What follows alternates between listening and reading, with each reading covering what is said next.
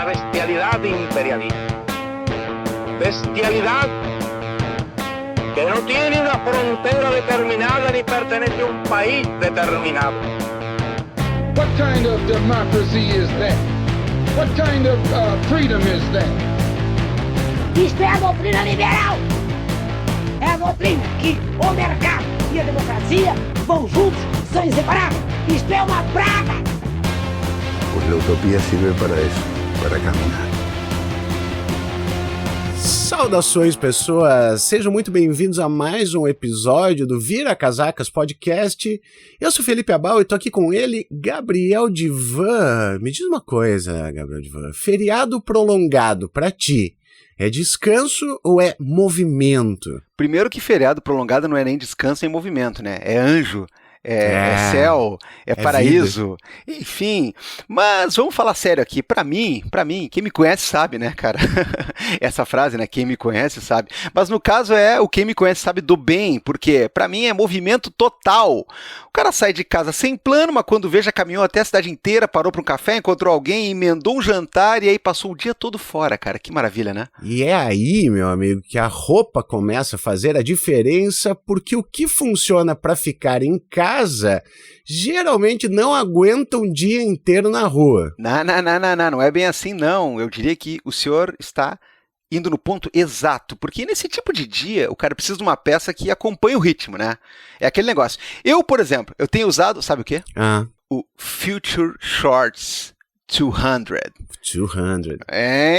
Future Shorts 200. Da Insider, que resolve isso aí, que é uma beleza. Aquele cortezinho mais alinhado, quase de alfaiataria, mas com conforto de roupa esportiva, que tal? Aí é perfeito, cara, porque isso muda tudo, você consegue sair de manhã, andar, resolver coisa, mudar de ambiente e a roupa continua funcionando, não incomoda, não pesa e não te obriga a voltar para casa para trocar. É o tipo de peça que serve para o café, para caminhada, para encontrar alguém depois. Repetindo, para encontrar alguém depois. Hein? Sem parecer que o cara tá com roupa de treino, mas também sem perder aquele conforto, né? Aquela maleabilidade. No fim, o feriado pede isso aí, liberdade para circular e a roupa precisa acompanhar. Então a gente tá num feriado, vai ter mais feriado pela frente, né, Gabriel Divan? O que tem que fazer? Olha, se a ideia é aproveitar o feriado para viver mais a cidade, vale atualizar o guarda-roupa com algo que funcione.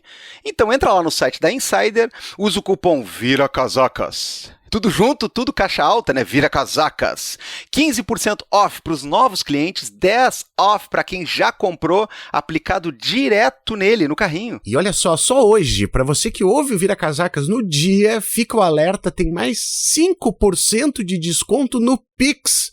Então é uma boa hora para resolver o teu guarda-roupa, né? Clica aqui no nosso link e corre que tá acabando essa promoção, 5%. Não, tu vai falar de novo isso aí e a Ingrid vai colocar um barulho de caixa registradora. Fala aí. 5% de desconto, 5%, corre que tá acabando. Aê! Insider é isso, né, galera? Tecnologia que acompanha o movimento, literalmente falando. Felipe, a gente tem um programaço aí, já que está saindo no feriado. Isso aqui você tem um dia todo para escutar, mas você tem toda uma semana e todo um mês para escutar também, porque o Vira Casacas está grátis em todas as plataformas e todos os programas estão lá para você se deliciar. Mas vale a pena escutar agorinha. Isso aqui que é essa incrível parlamentar está falando com a gente, uma pessoa que inclusive se dispõe a achar uma brechinha para o Vira Casacas ali no meio de umas reuniões e umas pautas que, olha, deu para ver, deu para se sentir bem, né? Na minha cabeça, ela pegou e disse pro Lula, espera um pouquinho aqui que eu tenho que falar com os guris, então, né, depois a gente conversa, né? O senhor vai me esperando aí que eu tô no Vira Casacas, aí imagina ele dizendo assim, claro, companheira. Entendo perfeitamente, companheira. Né? Que coisa de louco, eu não sei imitar que nem o Vitor Santi, né, e que nem muitos humoristas aí, mas vale a questão, né? A deputada Jandira Fegali achou um espacinho para o Vira Casacas para mandar a letra, para mandar um recado, para falar da semana e dos dias últimos e próximos agitados na Câmara, sempre com aquela garra, sempre com aquela pertinência. Cara, é muita cancha, né? É muita experiência e é muito, como é que se pode dizer assim? É muito dispor, né? Para se colocar aqui num podcast como o nosso, coisa que tem umas estrelas aí, né? tem uns mega astros aí, não sei se é Hollywood, se é prêmio de Cannes, não sei, os caras estão, né, tá meio diferente o negócio, né? Tem que falar com não sei quem, tem que falar com o manager da pessoa, e marca, desmarca, não sei o que, a Jandira não. Olha, muito bom mesmo, cara. O pessoal vai gostar. Então assim, ó, você aí que é vereadora, vereador, deputado estadual, deputada federal, senador, senadora, ministro, você aí que eventualmente, né, está pensando em comunicar a sua plataforma, trocar uma ideia, falar com a sua base e tudo mais, presta atenção no seguinte, né, cara? Alguém como Jandira Fegali vem, marca, agiliza, grava no meio de um dos dias mais importantes do seu semestre.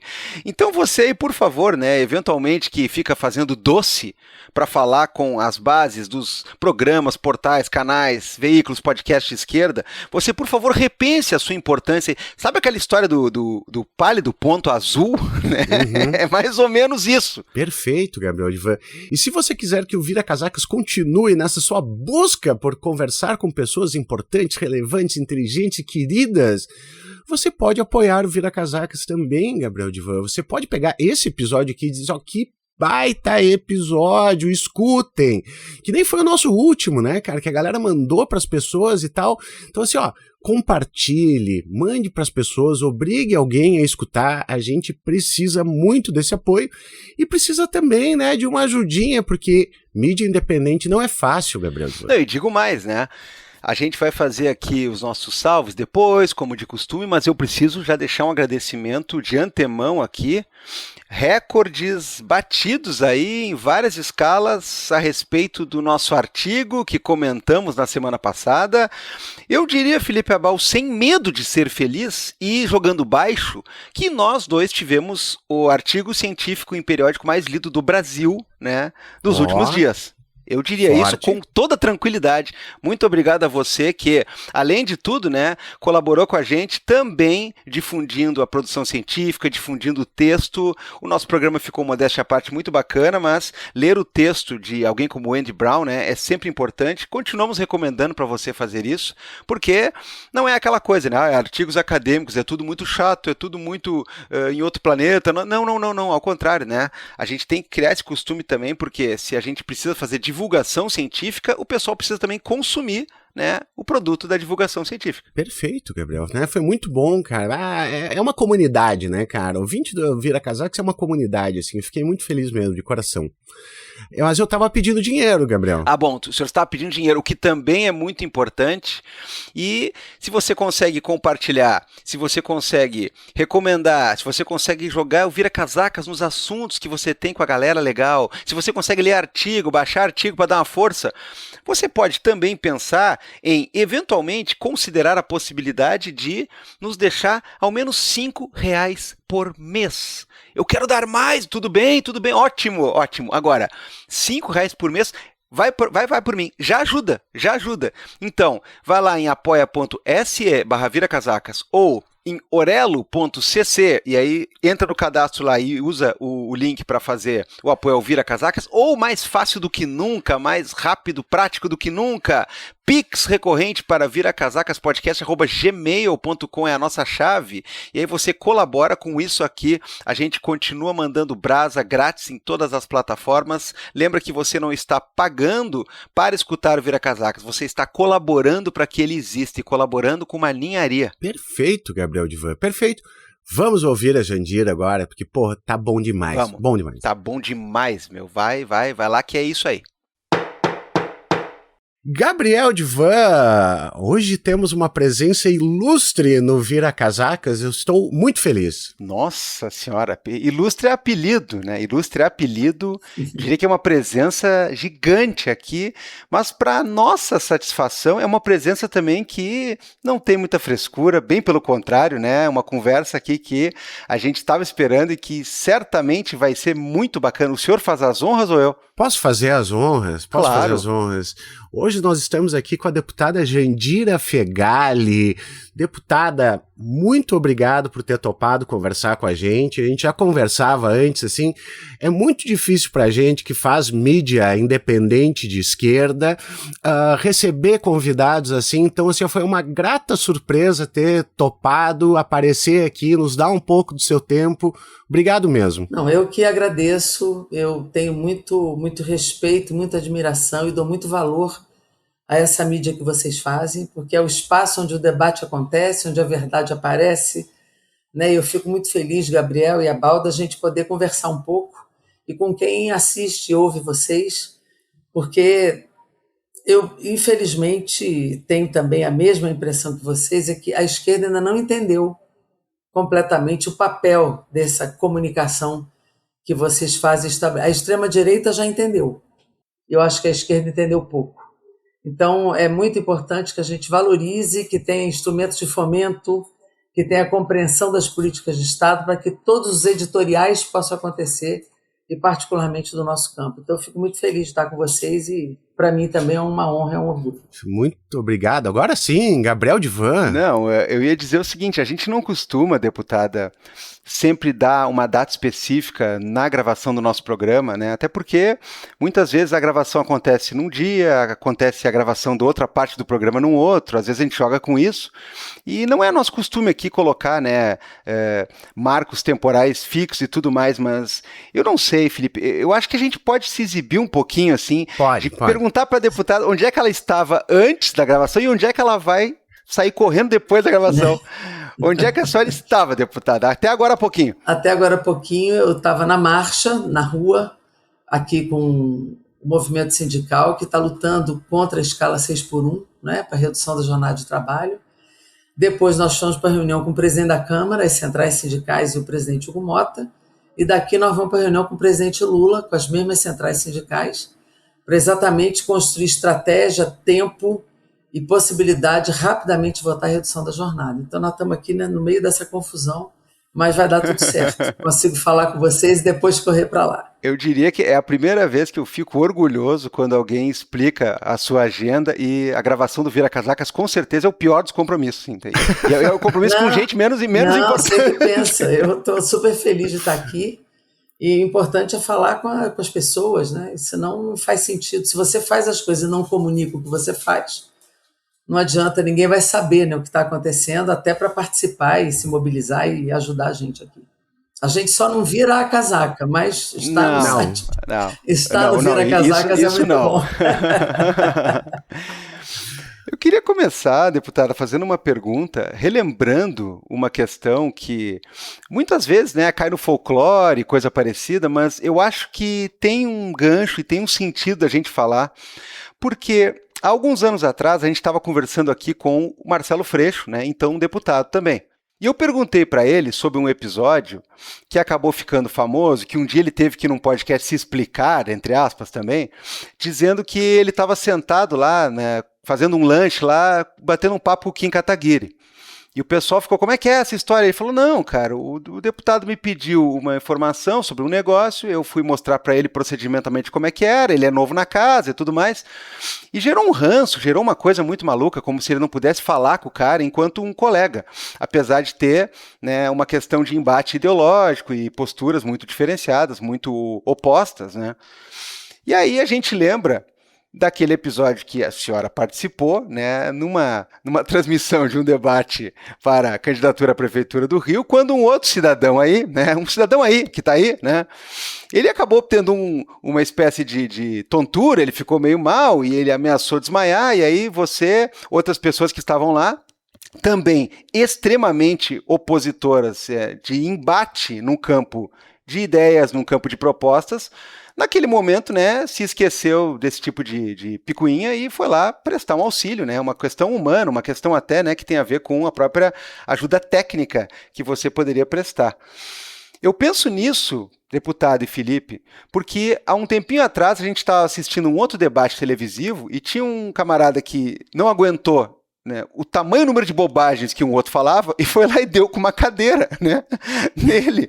E aí eu fico pensando o seguinte, deputada, essas questões aí de coleguismo, essas questões de liturgia, essas questões de educação, né, uma questão de postura educada, né, acima de outros aspectos, elas tendem a acabar com o tipo de polarização que vai sendo promovida, porque a gente está vendo que nós estamos falando de um outro campo que basicamente fica o tempo todo atazanando e fica tentando propor PEC inconstitucional de propósito, e fica tentando minar a votação, e fica fazendo uma algazarra, e faz pronunciamentos que são tendentes exclusivamente a criar burburinho para que possa se recortar para a rede social e coisa parecida.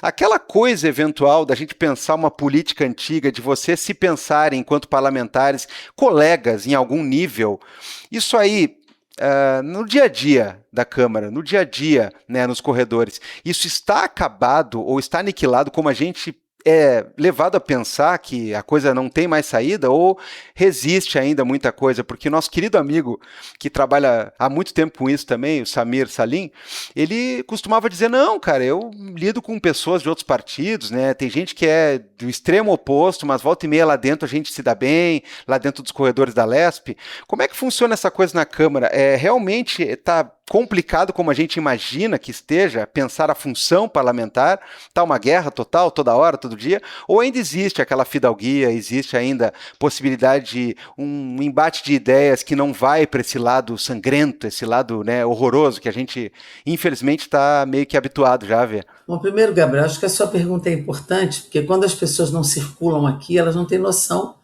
de como as coisas acontecem. Eu estou aqui no meu 8º mandato no Congresso Nacional.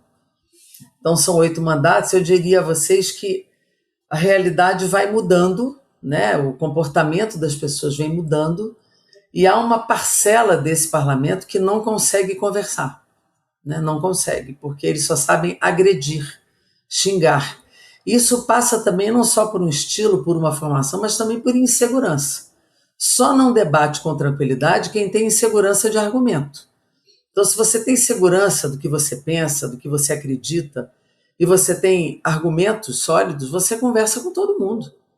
Eu converso com todo mundo, mas me dou o direito, nessa quadra aqui que está, de não gastar muita energia com algumas figuras que estão aqui, né? Alguns eu sequer me esforço para cumprimentar, né?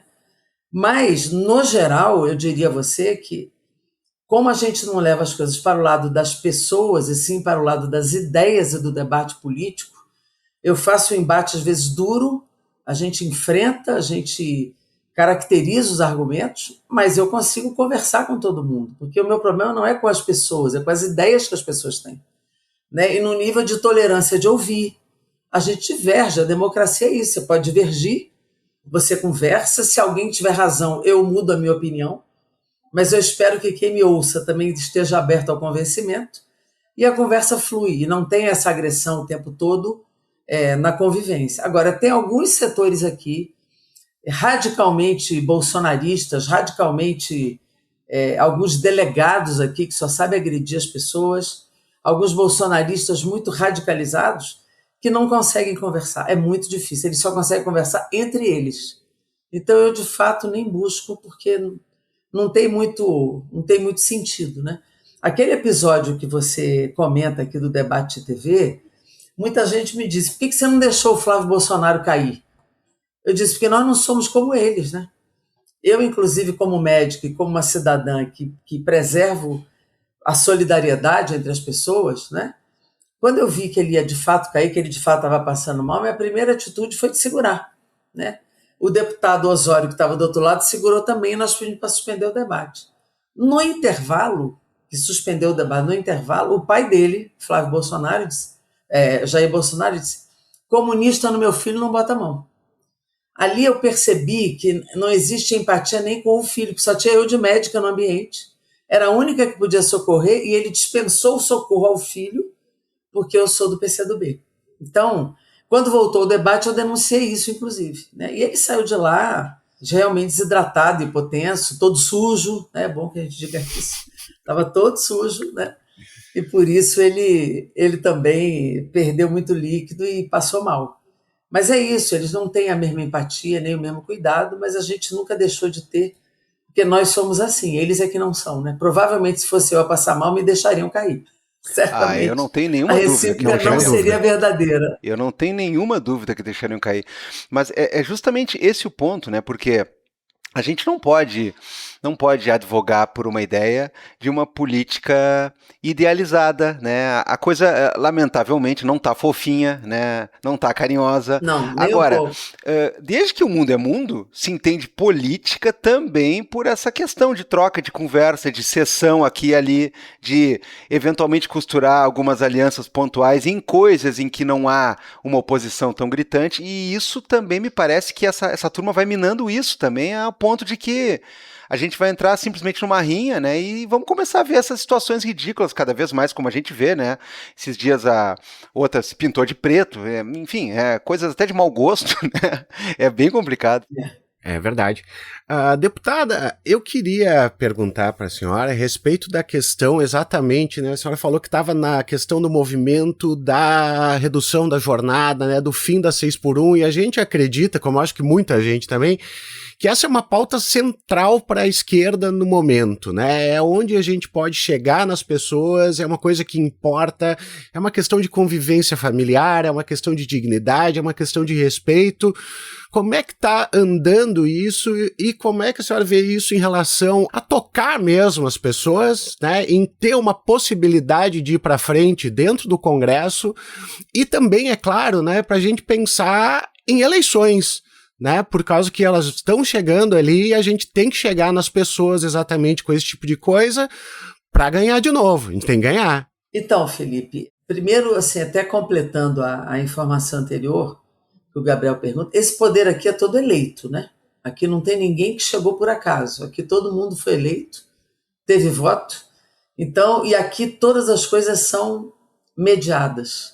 O tudo ou nada aqui, em geral, ele não acontece, aí fica no nada. Então, é necessário, como disse o Gabriel, de fazer determinadas alianças pontuais, fazer mediações para fazer entregas à sociedade. Veja, o presidente Lula aprovou 99% dos projetos que ele mandou para cá, mesmo tendo minoria no Congresso. Por quê? Muita articulação, muita conversa, muita capacidade de diálogo para que as coisas possam ser aprovadas. A jornada 6x1 tem uma pressão de determinados setores empresariais, né, de que não querem a jornada com argumentos assim que não se sustentam, como se a redução da jornada gerasse ou desemprego, ou gerasse algum prejuízo ou a falência de alguma empresa. Essa jornada de trabalho foi até 44 horas, ela foi definida em 1988. Isso tem 38 anos já.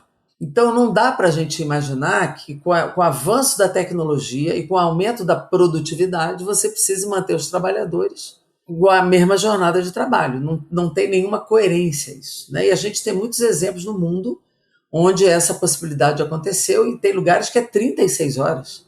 32 horas, não é nem 40, como é a proposta que está tramitando aqui. Eu percebo uma sensibilidade grande, acho que no ano eleitoral isso também exerce uma pressão para que não haja votos contrários, né?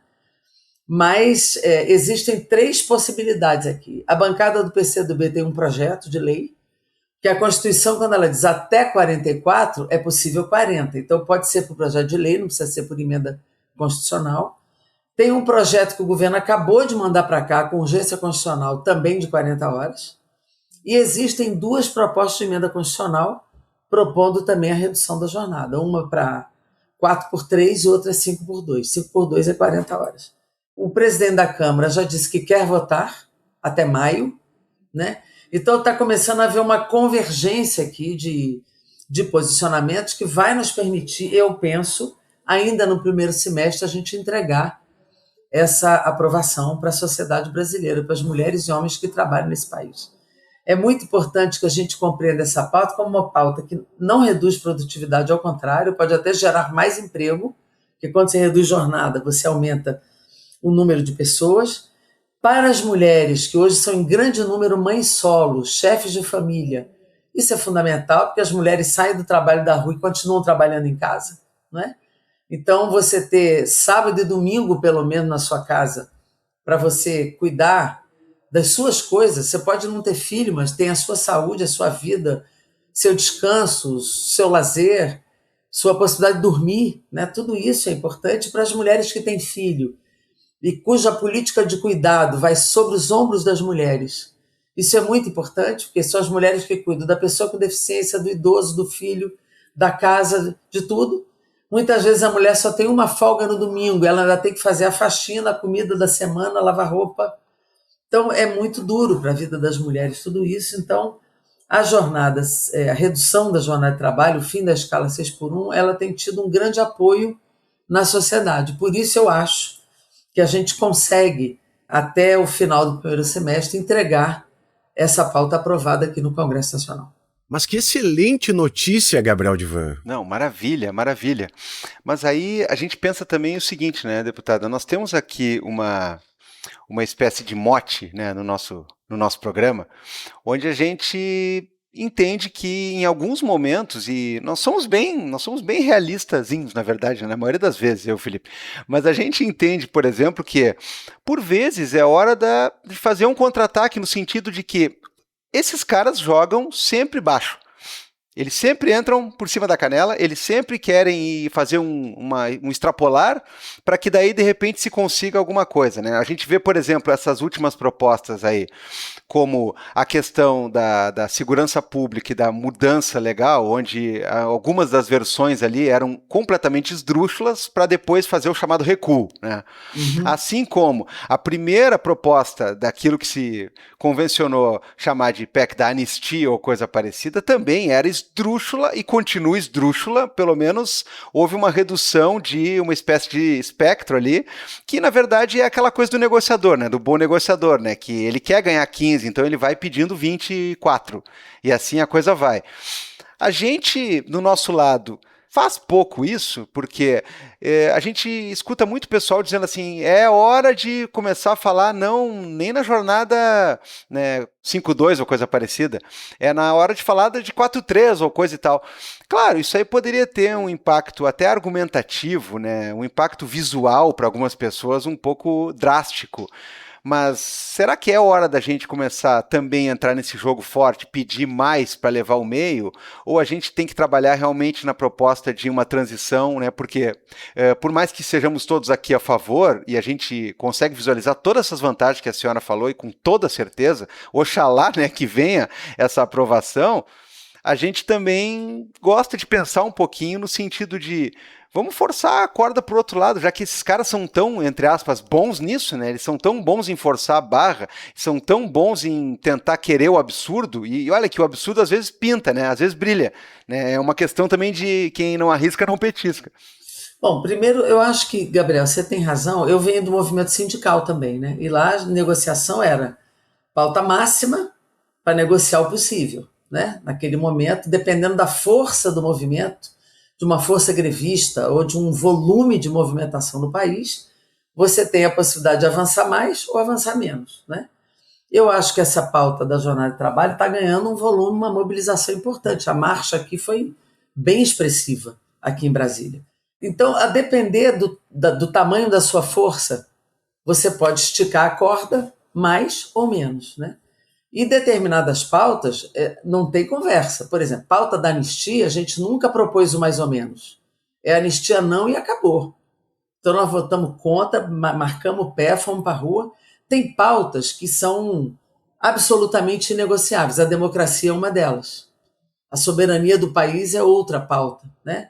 E o direito dos trabalhadores e do povo, né? A vida das mulheres, são pautas que você não negocia. Algumas, como jornada de trabalho, poderia ser o 4x3, mas a gente já entendeu que é o 5x2 o viável.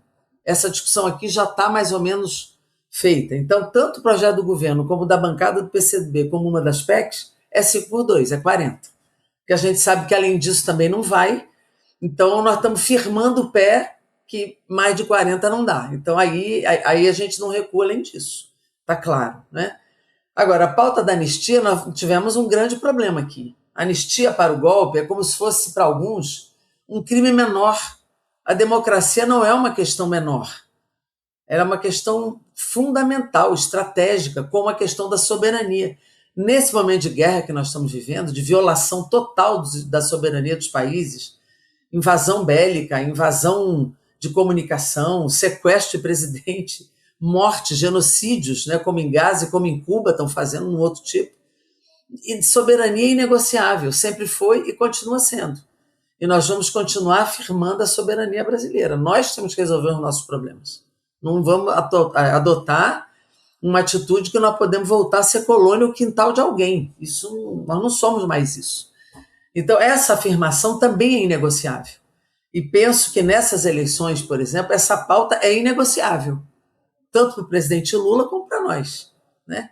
E se as pessoas não entenderem isso, elas não vão entender que na história do Brasil é a primeira vez que a gente vê um candidato tão pró-Estados Unidos como Flávio Bolsonaro. Nós nunca tivemos isso. Claramente, eu vou entregar o Brasil para você.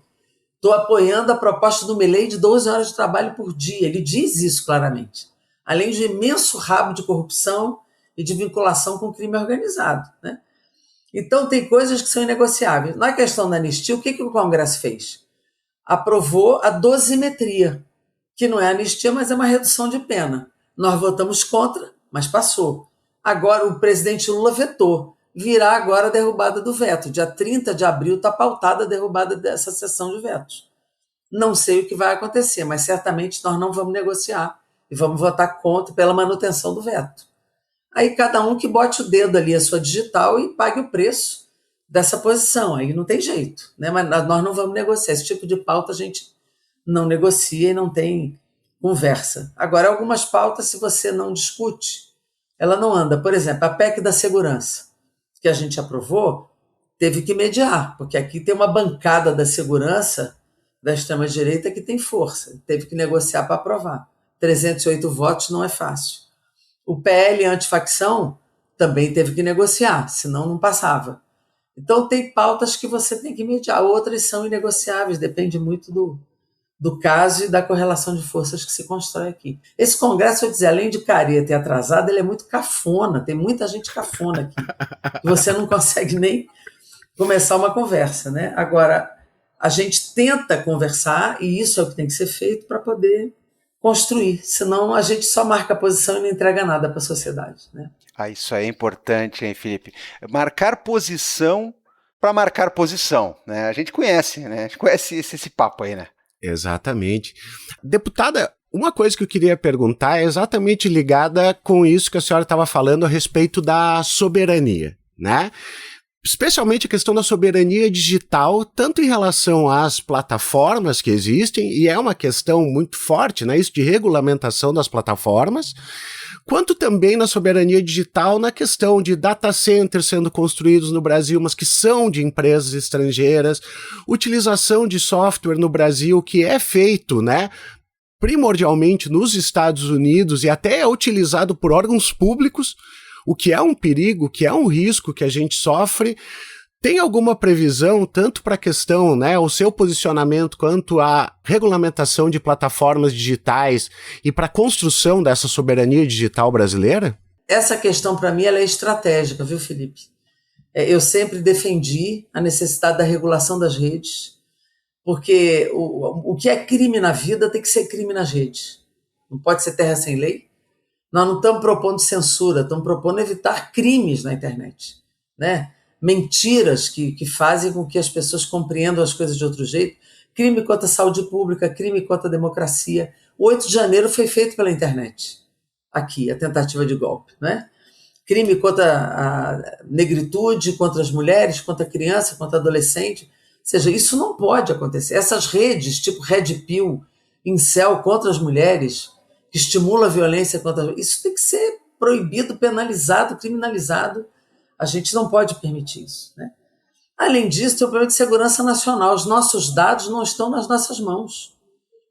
Tem um problema de segurança nacional aí. Nossos dados estão nas mãos das grandes plataformas e dos financiadores dela, e não são só os americanos, né? Tem outros países também nisso. Então, é necessário que a gente construa as nossas plataformas, como faz a China. A China tem internet, tem trabalho com plataforma, mas é a plataforma deles. Eles têm os dados deles, eles têm soberania sobre isso.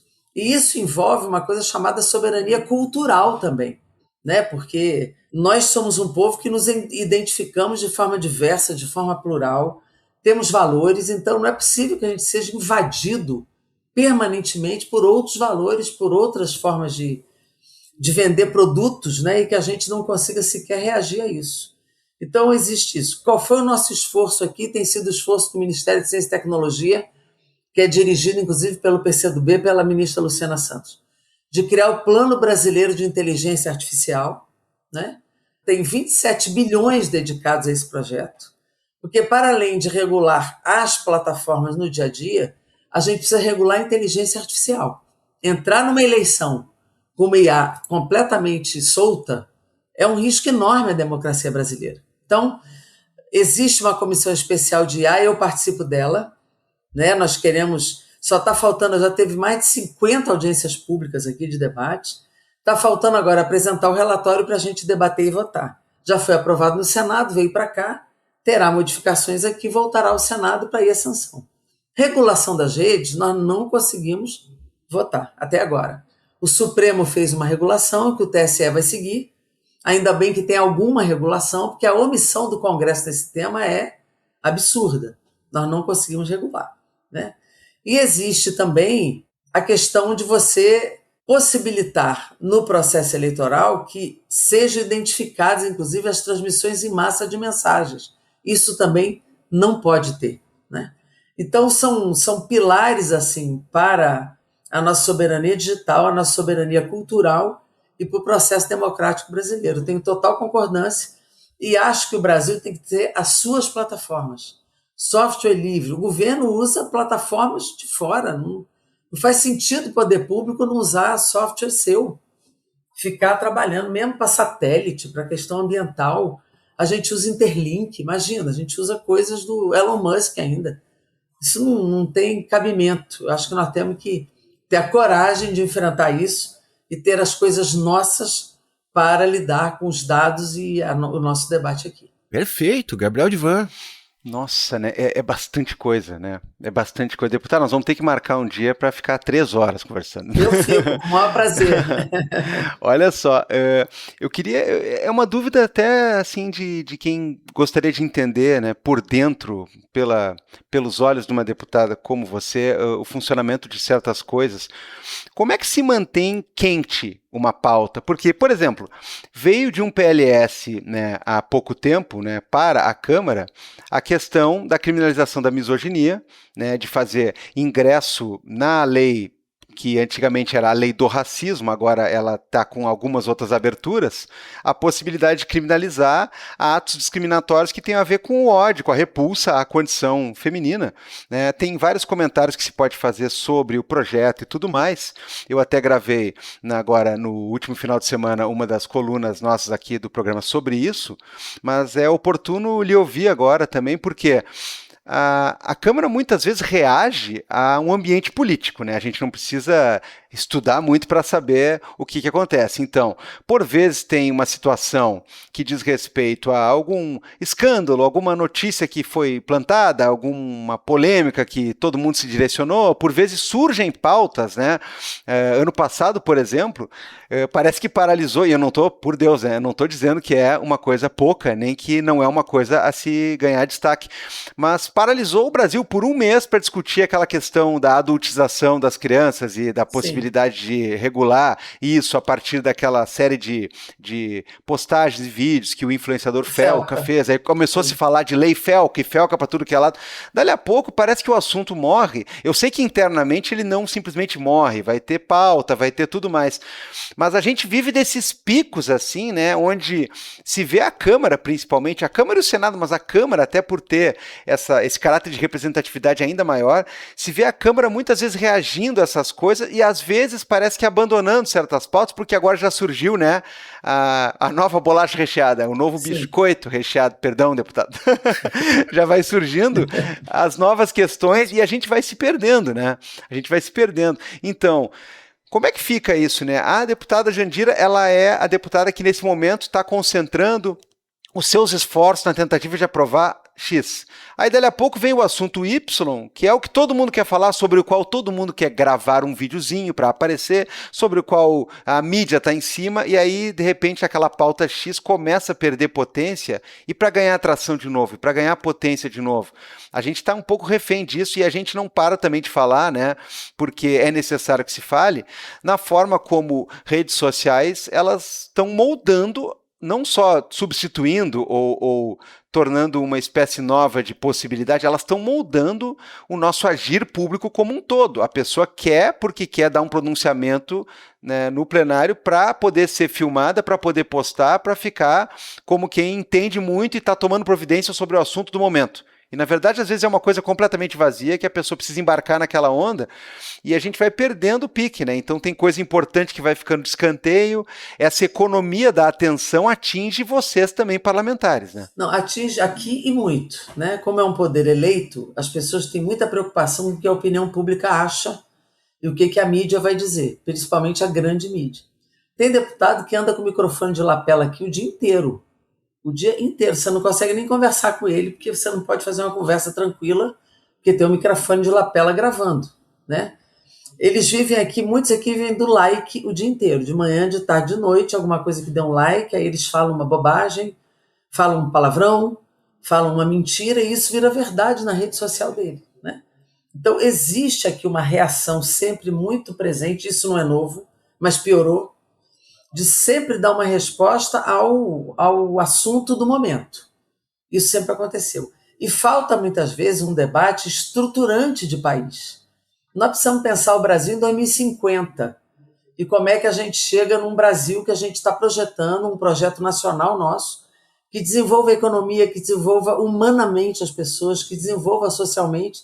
Então você tem que ter uma agenda estruturante aqui, que possibilite que essa pauta fique quente o tempo todo. Essa agenda precisa acontecer, né? Lamentavelmente, o nível do debate aqui não permite isto, né? O nível do debate aqui ele rebaixou muito.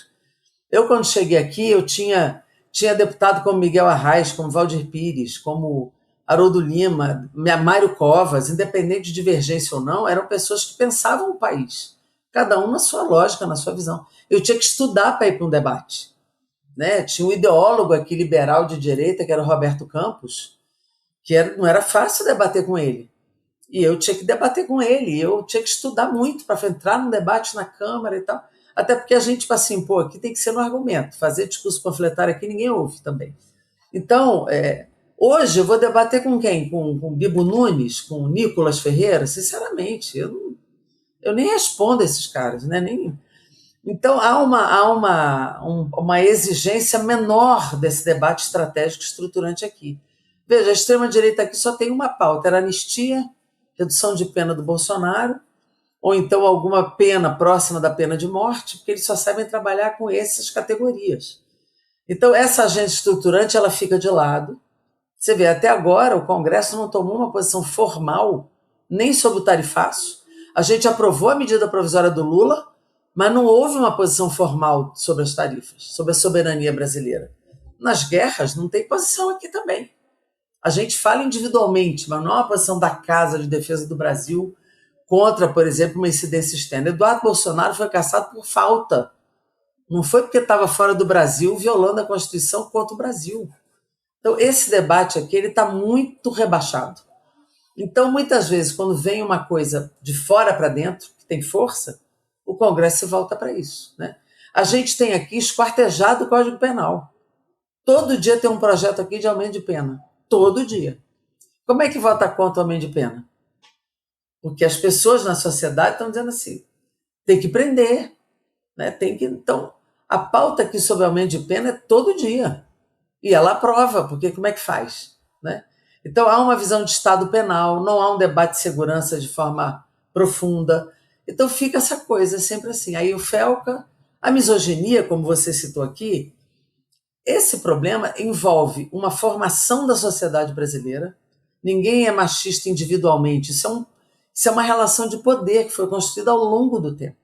Desde o Brasil colônia, as mulheres brancas são as reprodutoras de herdeiro para patrimônio e as mulheres negras na escravidão eram aquelas que além de servirem como escravas, serviam sexualmente também, eram obrigadas a servir sexualmente aos seus donos, né? Então a mulher sempre foi marcadamente oprimida em todas as fases históricas do Brasil. Isso gera uma formação estrutural do racismo e estrutural da opressão de gênero também. Então isso é uma relação de poder que você precisa enfrentar, inclusive no debate cultural também. Dar autonomia financeira às mulheres, importantíssimo. Fazer esse debate dentro das escolas, desde a educação infantil, porque os meninos têm que crescer entendendo a igualdade de direitos. Depois que virou adulto, que virou com aquela cabeça machista, é mais difícil de você reverter. A gente reverte, mas é mais difícil. Então, essa questão da misoginia, aqui, para além dessa formação complexa, e tem parte da bancada feminina que também pensa assim, não se esqueça, tem mulheres machistas aqui dentro também, né? Penso assim, ainda agrega um problema aqui do fundamentalismo religioso, que não são os evangélicos como religião, isso eu respeito e está tudo certo, é liberdade de profissão de fé. O problema é a vinculação da religião com a política. Nós estamos para trás do Estado liberal. O Estado liberal, a marca dele foi separar a política da religião. A gente está andando para trás. Então ainda tem um tempero aqui, reacionário, conservador, dessa visão fundamentalista que tem bancada aqui dentro. Então a misoginia, ao invés de ser entendido como a tipificação de um crime que por ser mulher você é submetido a práticas de violência e de discriminação, entrou na cabeça de mulheres e de homens de extrema-direita aqui que isso não pode ser votado. Não pode ser votado, não tem que tipificar a misoginia, porque todo mundo é igual. Então, tá difícil aqui. Votou no Senado por unanimidade e a gente não está conseguindo pautar aqui. Como é que transforma uma pauta dessa numa pauta quente? Mobilizando, falando todo dia, fazendo pressão e de fora para dentro ter pressão também do movimento de mulheres do país, né? Se não tiver mobilização, a gente tem dificuldade, às vezes, de pautar determinados temas aqui. Deputada, estamos chegando ao fim do nosso tempo, você tem reunião agora. Uma última coisinha. A senhora falou antes exatamente na questão da soberania cultural, falou agora a respeito de como essas coisas se constroem na história brasileira. Queria pedir duas coisas. Uma, que falasse um pouquinho sobre o seu livro Cultura é Poder, né, que foi lançado ano passado. Sim. E, já que não vai poder participar do momento das nossas dicas culturais, deixa uma dica também para quem está nos ouvindo de um livro que a senhora acha que todo mundo deva ler, que não seja o seu, né? A propaganda deixa pra gente. Tá bom. Não, primeiro, eu queria falar desse desafio, né, de escrever, porque a gente precisa o tempo todo enfrentar aqui uma pauta da cultura, e são poucos os protagonistas desse debate na casa, né, no parlamento brasileiro. E a gente percebe uma discussão, às vezes, que trafega muito na superficialidade do entretenimento, do evento, né? E eu achei que deveria contribuir para mergulhar um pouquinho nesse debate cultural como um debate que envolve economia, que envolve educação, que envolve valores de convivência, que envolve o audiovisual brasileiro, que envolve a comunicação digital, né? Então eu fiz um livro que tem uma primeira parte muito mais conceitual, né, da gente conseguir caracterizar essas relações e entender que a cultura é um campo de luta também contra-hegemônico, né, que a gente também usa a cultura para fazer o debate contra padrões e hegemonias, e é a chamada... Eu tenho falado muito dessa peça que chama A Alma Imoral, não sei se vocês já viram essa peça, com a Clarice Lispector, onde é exatamente a contradição. Oi? É do Newton Bonder, né? Do livro. Ela adaptou para a peça, tem 20 anos em cartaz, e eu vi recentemente, né? E ela faz exatamente a contradição entre o que é o corpo social, a moldura que tenta nos enfiar, né? Essa coisa padronizada de comportamento e a alma transgressora, que subverte, que deseja e que muda e que transforma. Então eu penso que a cultura é este campo de transformação, de luta contra padrões hegemônicos estabelecidos, e onde a gente precisa colocar como uma pauta relevante também do debate, mas de uma forma mais abrangente, mais profunda, e que a gente consiga fazer acontecer. Então, o livro tem essa característica, né, tem essa possibilidade, e eu penso que a gente deveria estabelecer um debate de um nível um pouquinho mais profundo, esse Brasil mais profundo que a gente precisa mexer. Então o livro está aí, A Cultura é Poder, eu já fiz uns 20 lançamentos dele, e está acontecendo, e eu acho que ele está contribuindo. Tem gente aí na universidade querendo utilizar para suas teses de mestrado, de doutorado, puxando o debate. Acho que isso é uma contribuição que eu tento dar. O segundo livro sai agora, aí já é um pouco sobre desenvolvimento e saúde e território, né? E tem um terceiro que eu quero fazer logo, que é meio que sistematizando esses 40 anos de vida pública que eu tenho, falando um pouco sobre uma mulher de um partido comunista que está há 40 anos na institucionalidade, que essa experiência precisa ser sistematizada, né? E o livro que eu queria, até pelo debate da cultura digital, entender como essa questão envolve a democracia, eu acho que todo mundo tem que ler Engenheiros do Caos. Esse livro é um livro que, para quem lida com o mundo digital, lida com democracia, quer entender a estratégia de comunicação que foi planejada, trabalhada para incidir, ele precisa ser lido, porque é um livro importante para todo mundo conhecer, para entender como essa comunicação digital interfere na nossa vida e interfere nos países. E se quiser dica de álbum, eu também dou. Opa! Dá uma dica de álbum e diz quem é que é o melhor baterista que tem na história. Não, bateristas tem muitos, viu? Tem muita gente. Não, eu gosto muito da banda Black Rio, não sei se vocês... Como baterista, eu acho sensacional a banda Black Rio. Recentemente eu toquei, dei uma canja numa banda no Rio de Janeiro, tocando Maria Fumaça, da banda Black Rio, que eu, como baterista que sou, né, fui baterista profissional há muitos anos, então eu acho que a banda Black Rio, seja qual for o álbum, é sensacional. E tem era disco na época, né, eu tenho LP ainda, né, um disco em vinil, que é um disco assim, que na história acho que é uma das obras mais bonitas, que a juventude talvez não conheça, a geração mais jovem, e eu queria dar a dica para o pessoal conhecer, que chama-se Circo Místico, que é Chico Buarque do Lobo, que para mim é um dos álbuns mais bonitos que eu já ouvi e que a gente precisava fazer todas as gerações conhecerem. Então, banda Black Rio de um lado e música popular brasileira, Chico e Edu do outro. E, por favor, leia o meu livro também. Legal. Olha... Felipe, conversamos aqui com a escritora, musicista, militante, médica, pessoa incrível e também deputada há um tempinho, Jandira Fegali. São 8 mandatos só aqui. Deputada, muito obrigado mesmo. Eu que agradeço. Não somos nós que queremos, nós queremos te atrasar numa reunião com o homem, né? Então, né? E se puder falar para ele, assim, Lula, tem uns guri legal lá do Rio Grande do Sul, dá uma falada com eles. Eu falo. Né? Deputada, muito obrigado com ele, mesmo. Com o Sidônio, com o Raul Rabelo, o pessoal que está na comunicação, para o Lula falar para vocês. Olha aí, perfeito. Ó. Aí sim. Vou dar a dica, para deixar. Que maravilha. Muito obrigado mesmo. Gente, obrigada, viu? Um grande beijo para vocês, Gabriel, Felipe. Estou à disposição a hora que vocês quiserem. Muito obrigado. Nossa. Beijão. Obrigado. Tchau, tchau. Life moves pretty fast. You don't stop and look around once in a while, you could miss it. Gabriel Divan, Jandira saiu da sala, agora estamos nós aqui, cara. Olha... Não, só um pouquinho. Nós vamos falar isso a vida inteira. Jandira saiu porque não podia deixar o Lula esperando muito, tá? Ela tava com vira-casacas, mas aí ela tinha que dar uma atravessada na praça, né? Ela está falando diretamente da Câmara dos Deputados, cara, que barato. A gente tem que fazer, entre outras coisas, né, um grande agradecimento à equipe da deputada Jandira, não é? É verdade, cara. Eu ia deixar ele pro salves, mas assim, ó, o Ricardo Calazans, que entrou em contato com a gente boníssima, cara bacana, à disposição ali para nos auxiliar, foi ele que fez a ponte toda, com o Caio Almendra, né, nosso amigo que não pôde comparecer, era para ele estar junto, mas enfim, né, então muito obrigado, Ricardo, muito obrigado a todo mundo da assessoria ali, que foi muito bacana mesmo, a gente falou lá no início brincando, mas assim, a gente já lidou com pessoas de outras assessorias complicadíssimos. Não é o caso da Jandira como pessoa, da equipe dela, gente muito legal. Não, cara, demais. E outra, né?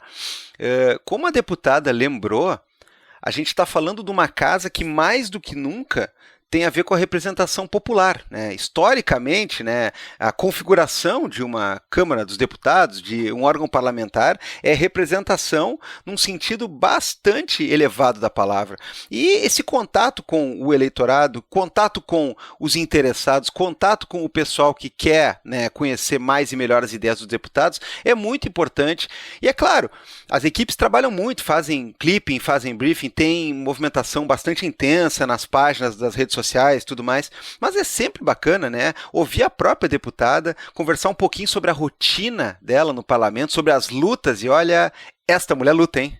Essa aí é de fé, cara, tá louco? Então, assim, a gente agradece de novo a equipe, agradece de novo a deputada, porque uma ponte, assim, para ouvi-la a respeito das coisas atuais é muito, muito legal, muito bacana mesmo.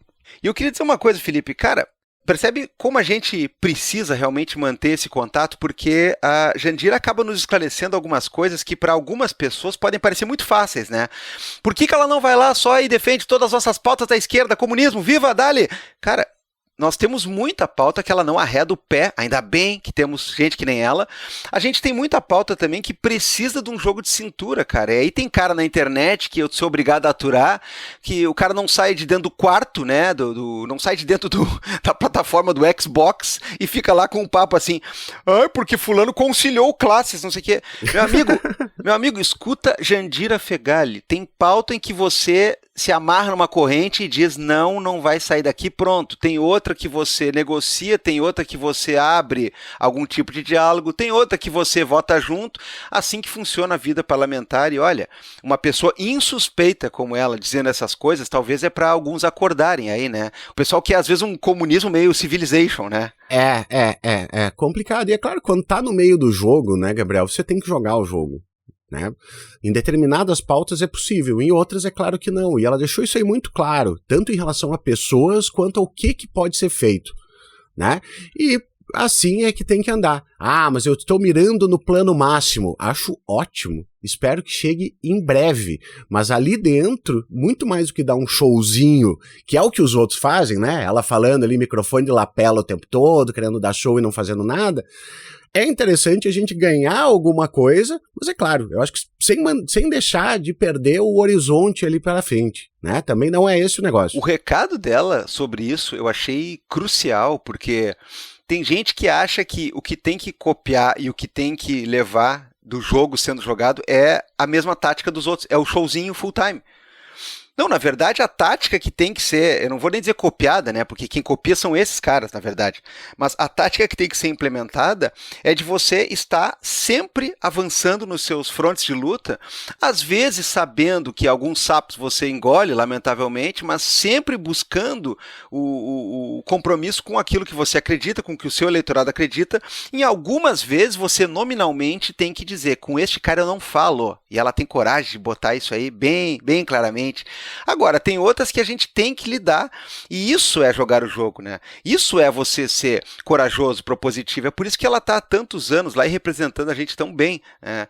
Em compensação, tem cara que acha, não, jogar o jogo é justamente fazer essa pataquada aí, né? É o dia inteiro com óculos do OK Zuckerberg e microfone não sei o que, gravando cortezinho não sei o que, aí, meu galo, adianta muito pouco, porque no campo da idiotice, sabe quem joga melhor, né? Não preciso dizer, né? Os idiotas, né? Sim. Já diria o nosso amigo Hunter Thompson, né? Quando as coisas ficam estranhas, né? Os esquisitos viram profissionais. Aqui a gente faz uma outra alusão, né? E no meio da idiotice, né? Os idiotas, eles têm uma certa vantagem. Então não vamos entrar nesse jogo aí.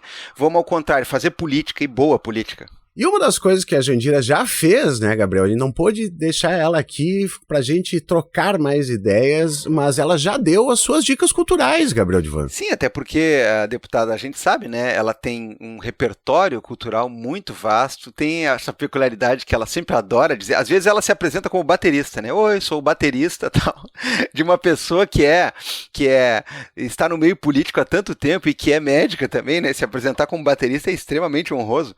Mas enfim, vamos para as dicas culturais, vamos falar alguma coisinha para complementar, né, as indicações musicais e literárias que a deputada já fez. O que o senhor tem de dica essa semana, Felipe Abal? Cara, eu comecei a ler um livro do nosso amigo Joe Nesbo, cara. Ele lançou coisa nova agora em janeiro de 2026. Outro dia a gente se encontrou na sala dos professores lá. E... Que, o seu tu e o Joe Nesbo? Não, eu e tu. E eu falei que tinha saído o seriado, né, cara, do Harry Hole. Eu não assisti ainda. Mas eu comecei a ler o Laços de Sangue, que não faz parte do universo Harry Hole, né? Ele faz parte de... É um livro solo, sobre dois irmãos, né, que são metidos em diversas coisas ruins para conseguir os seus objetivos econômicos. Ora, veja só, né? Ora, onde estamos. E, cara, ele escreve muito bem. É muito gostoso, assim, a minha leitura da noite, sabe, Gabriel? Que eu pego ali, tô na cama, pego o livrinho, daí tu lê, assim, umas páginas, tem dia que tu tá comendo sono, lê mais, às vezes só rola 1, 2 páginas, mas é muito divertido, ele escreve muito gostoso, não tô afim de me incomodar hoje, quero um negócio tranquilo, mas, né, sombrio. Aquele sombrio. Ah, cara, o detetive, os casos do Hole é muito engraçado porque ele faz uma espécie de noir contemporâneo nos países nórdicos, né? Então, assim, é uma coisa que combina, se você vai ver bem, porque geralmente quando a gente fala de noir é aquela coisa, assim, né? Chuva, aquele letreiro do hotel piscando. É sempre uma o narração, mesmo... Uma narração, né? Sei que ela aquela tinha... Ela estava chuvosa. Ela tinha pernas longas, isso aqui, aquele troço. Na verdade, né, acho que o clima escandinavo combina muito, porque quem não conhece o personagem, né, ele é muito interessante, né, cara, é um detetive genial, mas ele tem um problema muito sério com o alcoolismo, né, e aí tem toda uma questão, ex-mulher, toda aquela coisa, mas a gente tá falando, né, daquele clima que é propenso para o tom sinistro e a depressão, que é os países nórdicos, e não por conta da social-democracia, né, e sim por conta, né, do clima e das coisas parecidas. Enfim, interessantíssimo, né? Vou buscar também, porque é uma leitura que me agrada bastante. Sempre lembrando, leia o livro O Boneco de Neve e nunca veja o filme. Né? Bah, sim, por favor. É um baita livro, mas o filme é muito ruim. Bom, eu tenho de dica, eu tava com pouco tempo essa semana, eu não consegui ver coisa muito aprofundada, eu fazia aquela coisa de dar uma olhadinha, assim, um capitulinho, e dormir, e assim foi indo ao longo da última semana inteira. Eu assisti aquela série Algo Horrível Vai Acontecer, né? Que é muito divertida, cara. É muito divertida porque é aquele tipo de coisa que a gente gosta, né? É um terror, ela tem um fundo de terror sobrenatural. Lá pelas tantas o cara pensa que, na verdade, é tudo uma cortina de fumaça para uma outra coisa, e na verdade não era nenhuma nem outra, era uma outra coisa ainda mais viajante, cara. E chega pelas tantas, ela vira, não um besterol, mas ela vira uma coisa que também caminha no lado, né, do humor, de certa maneira, tal, e é muito engraçado, e é muito legalzinha, né, é o tipo de coisa que não muda a sua vida, mas para quem tá sem tempo, né, vê um episódio por dia lá, e vai matar o episódio muito rápido, e vai matar tudo muito rápido, é bem bacana, eu achei super legal mesmo, e aquela coisinha divertida, né, não vai necessariamente, né, causar grandes reflexões ali, mas a gente merece isso no fim de noite, às vezes, né? O que acontece no final dessa série? Que eu fui pegar aqui o link do YouTube e daí tem 830 vídeos de final explicado. É bizarro o final? Não vai contar, né? Só acontece o seguinte... Não! Tô brincando. Aliás, dá pra fazer um parênteses, né? Tu assistiu aquele Daisy Jones and the Six? Não. Bom, porque eu ia dizer que aquela lá, se fosse comigo a série, ela acabaria em um episódio.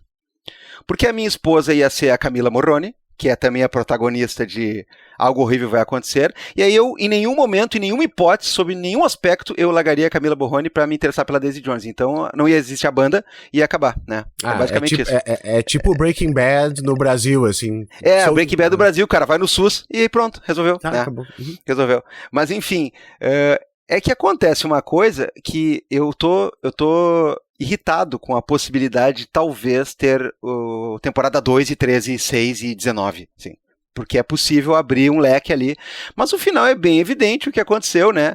Diante do que nós estamos tratando, né, na série, acontece uma coisa que parece, inclusive, um caminho bem plausível ali. Mas enfim, né, não vamos contar nada. Então beleza. Gabriel Divan, o que nos sobra agora é ir para os nossos salves e para os nossos vivas. Vamos agora complementar os nossos vivas, que a gente já deu alguns aí, né? Ainda bem. Vamos embora. Meu caro, vou começar aqui. Então eu tenho um viva para mandar, além de Ricardo Calazans. Um beijo, Ricardo, de novo aqui, né? Mas quem nos mandou um e-mail foi o Bruno Schreiner Alves. Ele disse: queria pedir um salve para os meus novos Gym Bros, Abal e Divan. Tem 5 semanas que consegui engatar uma rotina certinha de ir à academia e em março fui treinar com a meta de o treino só termina quando vir a terminar. Que massa. Nossa senhora, cara. Cuidado com isso aí, hein? Não dá pra ficar assim, exatamente, se pautando por esse tipo de coisa. Você tem que terminar o treino quando a sessão de exercício terminar, né? Falo eu na qualidade de ninguém no assunto, né? Tudo bem. Ele continuou: devorei os últimos 5 ótimos episódios semanais, além das colunas individuais, mas daí acabou os viras mais recentes. Então fui ouvir as maravilhosas participações sua, Abal, e do Divano Crise com Gonzo. Vamos! Olha aí, ó. Fui lá só pra ouvir vocês argumentarem e também entender. Mas tá, quem é o Fischer e o marquesismo Divan 2025? E agora cá estou eu ouvindo a última dica cultural do Divan, Angine de Poitrine, olhando a foto desses louco-microtonais bicromáticos e torcendo. Bah, eu pagava para assistir uma mesa ou ler um artigo sobre o que diria Mark Fisher sobre Angine de Poitrine no Fórum sobre o Homem na Unicamp em 2026. Certeza que o Divan e o Gonzo estariam lá também, não sei se na plateia ou no palco. Olha ali, Divan, o que tu acha? Olha aí, eu acho que eu estaria, inclusive, vendendo pipoca na frente, né? É um movimento importante aí em torno do nosso padrinho aí, né, cara? O Brasil tá acordando e eu tenho a dizer, né, Felipe, que nós temos uma parcela considerável de culpa em relação a isso, né? O marquesismo tá aí, mas eu sigo preocupado com o cara pautar, né, a musculação dele com o tempo do vira-casacos. Isso não tem nenhuma relação. Meu amigo, eu vou dizer uma coisa pra você. Nos anos 80, né, alguns próceres do neoliberalismo brasileiro inventaram de misturar justamente aquela questão da construção do seu próprio self e dos desafios pessoais com os seus objetivos empresariais e econômicos. E aí, por exemplo, o Abílio Diniz inventou que para superar os seus próprios limites ele tinha que correr maratonas de uma hora para outra, assim. Pergunta para esse cara o que ele achava até pouco tempo disso, cara. É a maior tolice. Tu não pode chegar e dizer assim, vou superar meus limites hoje porque eu vou provar que eu sou não sei o quê. Então, por favor, né? Ficamos lisonjeados que você escuta o Vira-Casacas. A gente sabe que tem muita gente que escuta na academia também, mas paute os seus treinos, né, nas recomendações dos profissionais, né? E você pode voltar para casa caminhando, de bicicleta, de Uber, de ônibus, ouvindo o Vira-Casacas, aí não tem nenhum problema. Eu não posso falar porque eu faço a mesma coisa. Às vezes minhas caminhadas, elas são estendidas por causa do episódio do podcast, só até terminar esse aqui. Não, tudo bem, eu faço assim, eu corro, um pouquinho. Não, eu vou correr, eu corro o limite que eu costumo correr sempre, e aí, às vezes eu volto e eu dou uma esticada a mais, que nem naquele antigo movimento, né, da pessoa demorar para estacionar o carro porque tá ouvindo a final da música no rádio, né. Tudo bem. Agora, o tempo do exercício, né, ele não pode ser pautado, senão a gente mete uma diatribe maluca aqui, né, e o exercício vai durando e a pessoa se desmantela, né. Aí os caras vão dizer que estão com problema nas juntas, tudo mais, e a culpa é nossa. Vai vir processinho aí. Deve ser jovem, não é que nem nós. Claro, jovem. Salves aí, Divan. Não, fora o nosso salve geral, eu vou mandar um salve pro Samir, que foi mencionado no episódio. Olha! Né?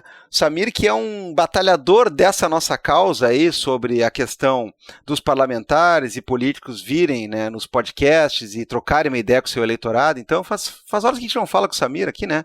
Daqui uns dias ele volta aí. Saudades, um beijão pra ele. Espero que esteja tudo bem aí. É oficialmente sabático ainda. Olha, mas que maravilha, né, cara? Que maravilha isso aí, velho. Mas um grande beijo pro Samir. Amo você, Samir. Gabriel Divan, tô feliz, foi um baita episódio, nosso episódio passado foi legal, o pessoal se uniu, nos ajudou, cara, tô feliz demais, e eu acho, sabe, o mais absurdo disso é que nós somos só homens normais, cara. Cara, nós somos homens inocentes, né? Bizarro. Que coisa. Obrigado, pessoal, beijo. Beijo, tchau. What is normal, man? What do you mean, normal man? Just innocent man.